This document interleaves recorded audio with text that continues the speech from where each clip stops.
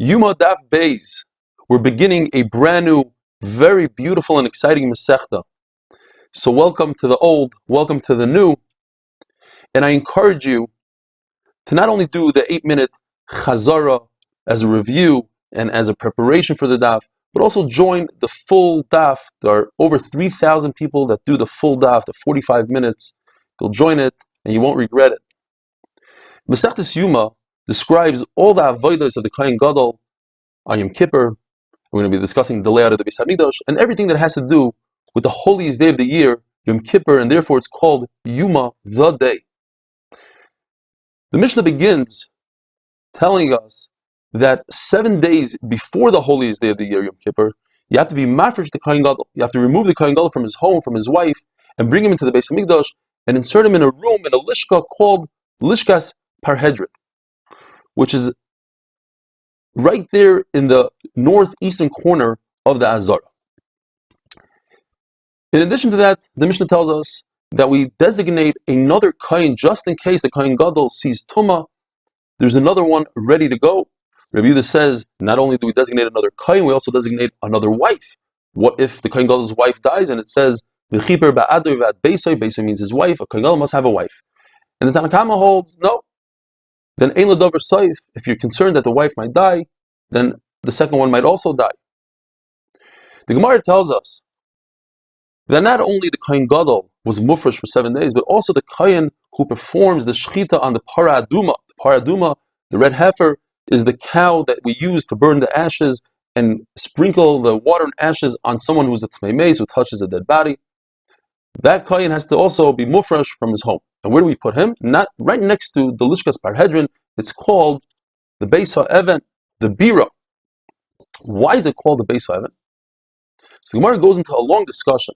The Tzdukim, the heretics, they believe that a Kohen who performs the Avodah on a Parah Aduma, he must be completely tahor. He can't be a teful yom. That is, if he immersed himself in a mikveh that day, he has to wait until after sundown in order to perform the Avodah. But the halacha is that he does not. So what Chachamim did was they took a Kohen and they purposely made him tamei, either with a sheretz or another way. And then they put him in a mikveh and they had him perform the Avodah on the Parah Aduma immediately to show that he can perform the Avodah even though he's a teful yom, even though it's not sundown yet. But then people might come to be mezalzel and say, look, Parah Aduma is not that special. You could be tamei. So therefore, they said all the avodas that have to do with the Parah Aduma must be done with a kli that's not mekabel tumah, such as a kli that's made out of stone, out of clay, or out of dung. So therefore, the whole room is called Beis HaEven. Why is this room of the Lishkas Parhedrin also in the northeastern corner of the Hazara? It's to remind the Kohen Gadol when he's there, what he's there for. He's there for the Parah Aduma. The Parah Aduma is called a chatos, although it's not really a chatos, it's not a carbon, but it's called a chatos. And just like the carbon chatos, somebody does an averi b'shoigeg, let's say Mchal Shabbos has to bring a carbon chatos. Where do you perform the shechita and the Kabbalah? All in the northern part of the Azara. So therefore, this room is in the north. Now there's another halacha. The shechita of the Parah Aduma is done on Har HaZeisim, facing the entrance to the Beis Hamikdash. The entrance to the Beis Hamikdash is on the east side.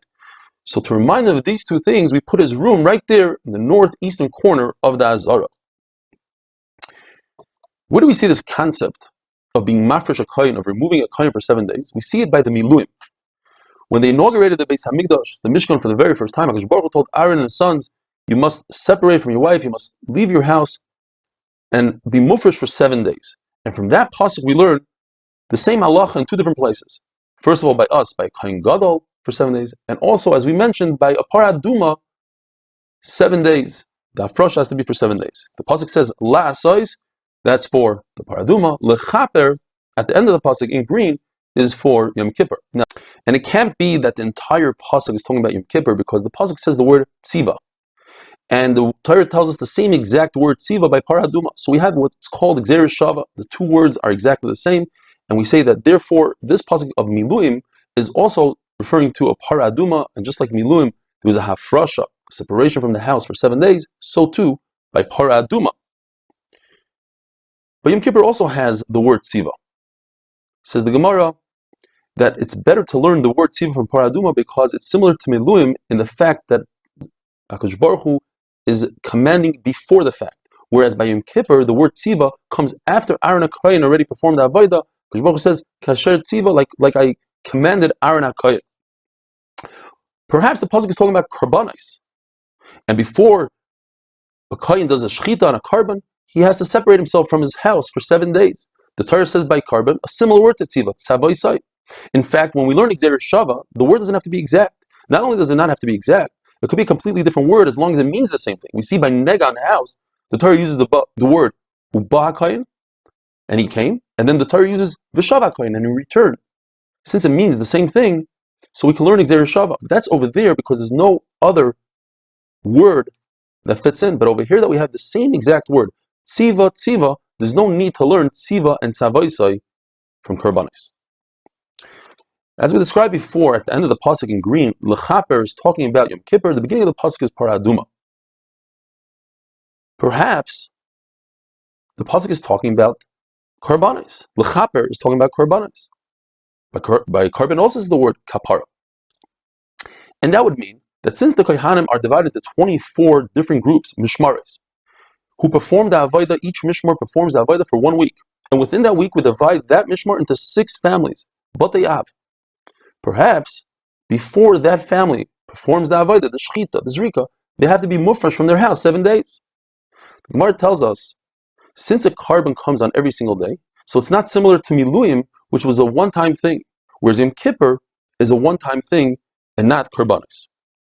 But perhaps it's referring to sukkos, which is a one-time thing, and sukkos has 4 special mitzvahs. It has sukkah, lulav, arava, and nusach hamayim. Or perhaps it's Pesach, which Pesach, the Torah always starts off with Pesach, so it's very special. The answer is, Miluyim was a 1-day event. There was 7 days of separation for a 1-day event. Whereas Sukkot and Pesach, there would be a 7-day separation for a 7-day event, and it's not similar. What about Shmini Atzeres? It's only 1 day, so it would be 7-day separation for a 1-day Yontif. So there's 2 answers in the Gemara. But Misharshi says, since the Torah says the word Hazeh, it's Chazeh. It's just like Miluyim, that there's 7 days of weekdays and then 1 day. So too, we're talking about 7 days of weekday and then a Yom Kippur, not 7 days of Yontif and then Shmini Atzeres. Rav Ashi says that doesn't make sense to be mafresh the kohen for Shmini Atzeres, the 8th day, when you weren't mafresh him for the 7 days of Sukkot that were beforehand.